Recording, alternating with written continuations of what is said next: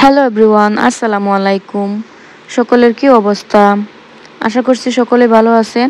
আলহামদুলিল্লাহ আমরা অনেক অনেক ভালো আছি। নতুন একটা ভিডিওতে আপনাদের সকলকে জানাচ্ছি ওয়েলকাম। কে কোথায় থেকে দেখতেছেন ভিডিওটা অবশ্যই কমেন্ট করতে ভুলবেন না। তা আজকে চিকেন রান্না করব। এখানে আমি 4টা মিডিয়াম সাইজের পেঁয়াজ নিয়েছি। পেঁয়াজগুলো কুচি করে কেটে নিয়েছি। এখন একটু ভালো করে ভেজে নেব, বেরেস্তা করে নেব। তো এই যে দেখেন পেঁয়াজটা আমি একটু ওই ঘরে গেছিলাম, পাকঘর থেকে একটু সরেছিলাম রান্নার কাজ থেকে। এই যে দেখেন একদম পুরে ছাই হয়ে গেছে, কি বলবো। দেখবেন যখন রান্না করব দাঁড়িয়ে থাকবো, সামনে জোন লাগবে, একদম স্লোলি স্লোলি হচ্ছে। একটু আমি ওই কামটা সেরে আসি, একটু সরতে না সরতে দেখেন আমার পেঁয়াজটা একদম পুরে ছাই হয়ে গিয়েছে, কি আর করার। তো এই যে নামিয়ে নিয়েছি পেঁয়াজটা। তারপর এই যে এখানে আমি ওই পেঁয়াজ ভাজা তেলের মধ্যে আরেকটু তেল দিয়ে এখন আমি চিকেনগুলো ভালো করে ভেজে নিচ্ছি। একটু হলুদ গুঁড়া দিয়ে দিয়েছি। এখন আমি পেঁয়াজের বেরেস্তাগুলো একটু সেঁচে নেব এই বেলান দিয়ে। রুটি বানাই যে বেলান দিয়ে, ওই বেলান দিয়ে আমি একটু সেঁচে নিয়েছি, এই যে দেখেন হালকা করে। তো এখন আমি এই যে চিকেনটা নামিয়ে নিব।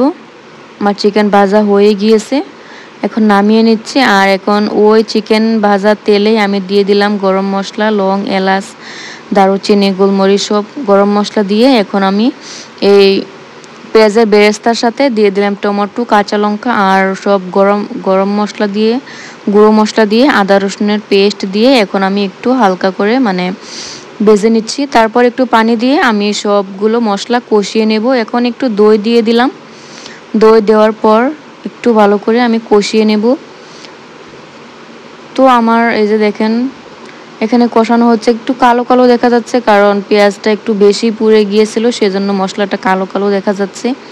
তো যাই হোক কষিয়ে নেই। কষিয়ে নেওয়ার পরে আমি এখানে আরেকটু পানি দিয়ে দিব। তো এই যে দেখেন আমার কষানো কিন্তু হয়ে গিয়েছে। এখন আমি চিকেনগুলো অ্যাড করে দিয়েছি। এখন একটু ভালো করে চিকেন আর মশলা ভালো করে কষিয়ে নেব। এই যে দেখেন ভালো করে একটু কষিয়ে নিলাম। কালারটা দেখতে এত মন্দ না, বেশ ভালোই লাগছে। তো এই যে দেখেন ভালো করে কষিয়ে নিয়ে এখন আমি পানি দিয়ে দেব। এখানে পানি দিয়ে একটু ভালো করে চিকেনটা ঢাকনা দিয়ে রেখে দেব ভালো করে, যাতে চিকেনটা সেদ্ধ হয়ে যায়। তো এই যে দেখেন এখানে কিন্তু বলক উঠে গিয়েছে। এখন আপনাদের ভাইয়া এসে বলতেছে ওকে একটা জুস করে দিতে, জুস বানিয়ে দিতে। এখানে আমি এই আনারসের জুস বানিয়ে নিলাম। তো জুসটা খেয়ে এই যে দেখেন আমার রান্নাটা কিন্তু কমপ্লিট হয়ে গেছে প্রায়। এখন আমি আমুল ক্রিম, আমুল বাটার সব দিয়ে এখন আমি আরেকটু জাল দিয়ে তারপর নামিয়ে নেব। এখন দিয়ে দেব ধনেপাতা কুচি। আজকে ভিডিও এ পর্যন্তই। ভালো লাগলে লাইক করবেন।